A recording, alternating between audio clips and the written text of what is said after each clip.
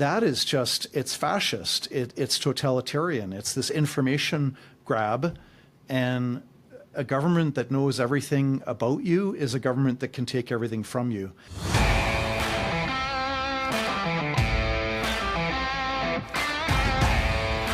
The federal government is trying to rewrite the rules on surveillance, and our charter rights are on the chopping block. Today, we're joined by John Carpe, president of the Justice Center for Constitutional Freedoms, to break down what's buried in Bill C-2 and what it means for your privacy. Let's take a look. John, welcome back to Northern Perspective. It's great to have you again. Glad to be with you. I wish it was under different circumstances, but I guess when we're talking about constitutional freedoms, that we're always one step away from giving something up to the federal government, aren't we? The price of liberty is eternal vigilance, and freedom is not passed down from generation to generation like a beautiful old grandfather clock where you just inherit it, you keep it. Freedom has to be, well, not fought for necessarily in a violent way, but freedom has to be, we have to relearn it and re-understand it and fight for it with every generation to keep it alive. So it's not just like, you know, an item that we just inherit and pass along without doing anything about it. Yeah, it's almost like taking a verse out of our national anthem. We are constantly having to be vigilant and stand on guard to protect it, else we risk the erosion of it. So we need vigilant sentinels in all aspects of law, of government, and in day-to-day society to ensure that we don't lose it. Now, maybe it's fitting that today is June 6th, as many Canadians know, D-Day, that we're talking about this, considering the fact that 81 years ago today, 14,000 Canadians charged the shores of Juno Beach in order to preserve not only the freedom of Canadians, but the freedom of those that didn't have it at the time in occupied Europe. So so it's a very special episode today that we're talking about this.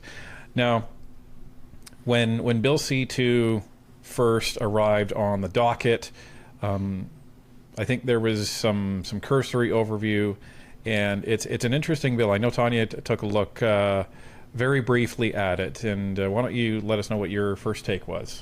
Honestly, I had a read over, not the entire thing because it is quite long, but a good portion of it, and then I also ran it through an AI, and then I also searched for terms like online, internet protocol, IP, telecommunications was it, the last one that I looked at, and I couldn't really find anything that to me was super concerning. There was a paragraph that I had found that said that the officers would be able to approach a justice of the peace or a judge to request information regarding someone's IP address.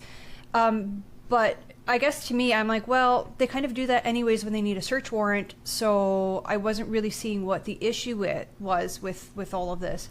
But I think that after you and Ryan had a look at this, there is a lot that Canadians should be concerned about. Yeah, so I've taken a deeper look at this, and because I've had to comply with legislation such as PIPEDA, and we'll talk about that a little bit later, and the Information Protection Act and all of this. There's some very, very concerning things that I read about the bill, and I know from a cursory level, John, you've read Michael Geist's, Professor Michael Geist's article and a couple of articles on this. Just based on those, what's your initial take on the bill? Is this something we should be concerned about based on that? Well, they call it the Strong Borders Act. I think it should be called the Strong Surveillance Act. The aspects that stood out the most to me is making it a criminal code offense to use cash. If it's more than $10,000 cash, it cannot be donated to a charity or used to buy goods or services from a business, even if the 10,000 is broken down into smaller amounts. So it's a restriction on the use of cash that I find terrifying, and maybe I'll dive into the details later. The second thing that popped out at me was the right of police to intercept mail and Canada Post to start reading mail. That repudiates a 157-year-old tradition of privacy going back to 1867. And thirdly is the powers that police have, and other law authorities, CSIS agents, peace officers, border agents, prison guards, special constables, can have the right to demand information from electronic services providers to turn over the names and email addresses and IP addresses of subscribers, which is just a huge information grab by government, which I also find terrifying. So what we're going to do, folks, is we are going to get into some specific sections of the bill. We're going to show them on the screen for you, and then we're gonna talk about them to see, you know, why we're concerned.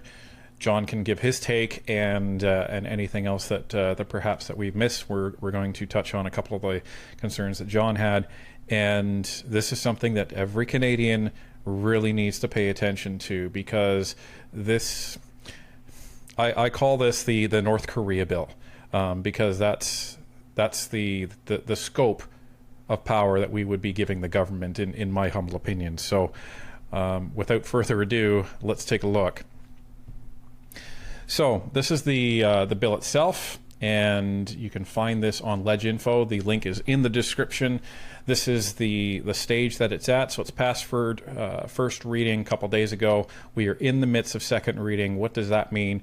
That means that they are debating this within the House of Commons. And after second reading is completed, we are hoping that this is going to go straight to committee in order to be studied further. And that's where they will call in expert witnesses, people from the different civil liberties associations, people will be able to write briefs, etc. And this bill needs a lot of study and a lot of scrutiny, and hopefully a lot of changes before it moves any further than it is. And here's the front page of the bill, as you can see it. So it's Bill C2. So you could call this Bill C63 version 2 almost, but there's nothing in there about life sentences for what you say online, fortunately.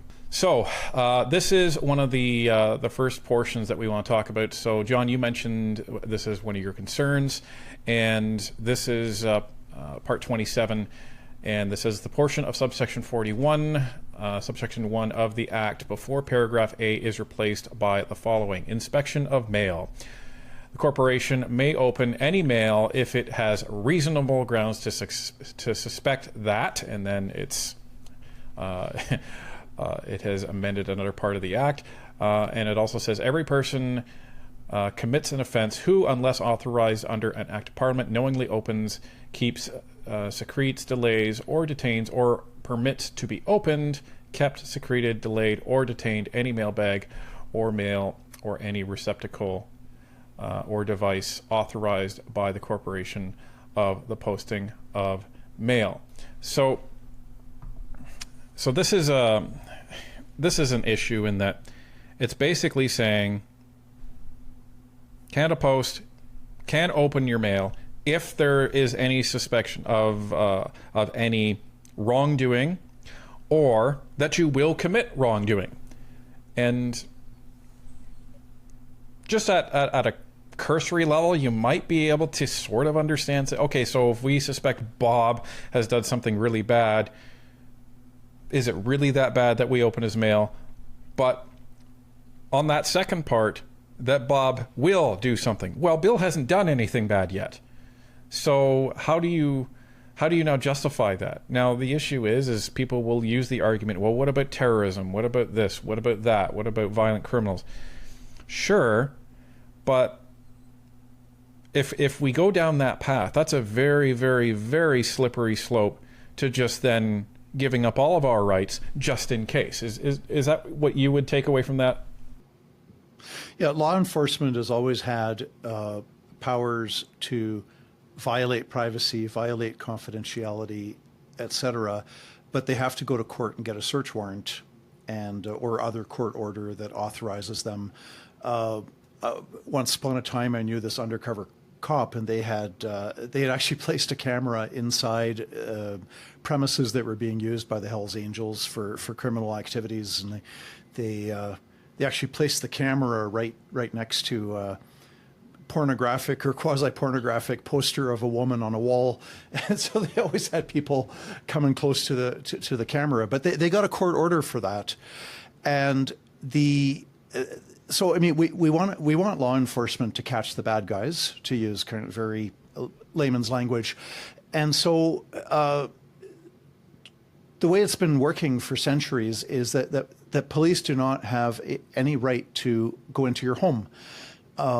But if they have reports that they think are credible, that you are, running a child prostitution ring, or you're selling drugs, or there's other criminal activity going on, they can go to court, they can swear an affidavit, and they can say, we've got these reasonable grounds, and we want a court order, search warrant, to go in there, and they can get that. And so they can, on reasonable and probable grounds, they can bust into somebody's home unannounced and surprise them, and maybe, catch them in the act of the crime, etc. And likewise, police don't need a search warrant if they have reasonable grounds. Okay, if I hear screams and shouting from my next door neighbor, and I think the guy's beating up his wife, or the wife is beating up her husband, that also happens. Police can bust in there right there because they have reasonable grounds to believe that a crime is being actually committed in progress. And so, and this is the way it should be. So unless you've got a court order, or unless there's a crime in progress, we all have our privacy rights, and police don't have a right.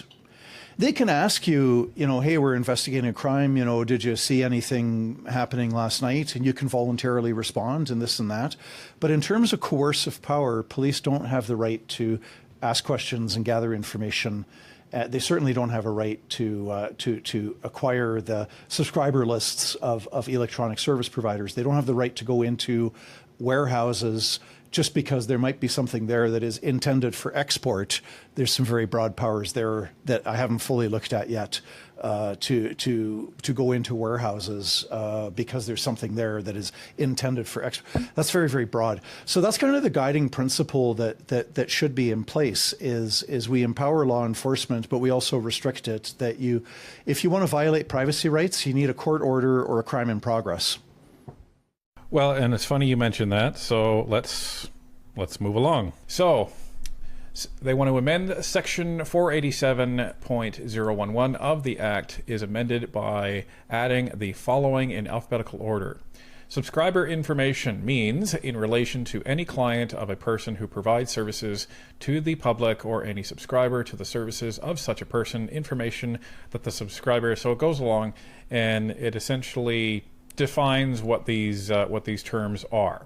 And why are they defining these terms? Well, that's going to become relevant now. As you were saying earlier, John, information demand. So this is a new thing that they are suggesting that people can do. 487.0121. A peace officer or public officer may make a demand in Form 5.0011 to a person who provides services to the public, requiring the person to provide in the form, manner, and time specified in the demand the following information. A. Whether the person provides or has provided services to any subscriber or client, or to any account or identifier specified in the form. B. If the person provides or has provided services to that subscriber, client, account, or identifier. Subsection I. Whether the person possesses or controls any information, including transmission data, in relation to that subscriber, client, account, or identifier. Subsection 2. In the case of services provided in Canada, the province and municipality in which they are or were provided. Subsection 3. In the case of services provided outside of Canada, the country and municipality in which they are or were provided.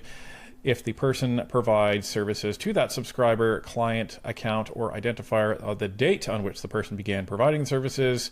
D. If the person provided services to the subscriber, the period in which the person provided services, and essentially the basic information, how to identify that client or any other information. And if the person is unable to provide that, a statement to that effect.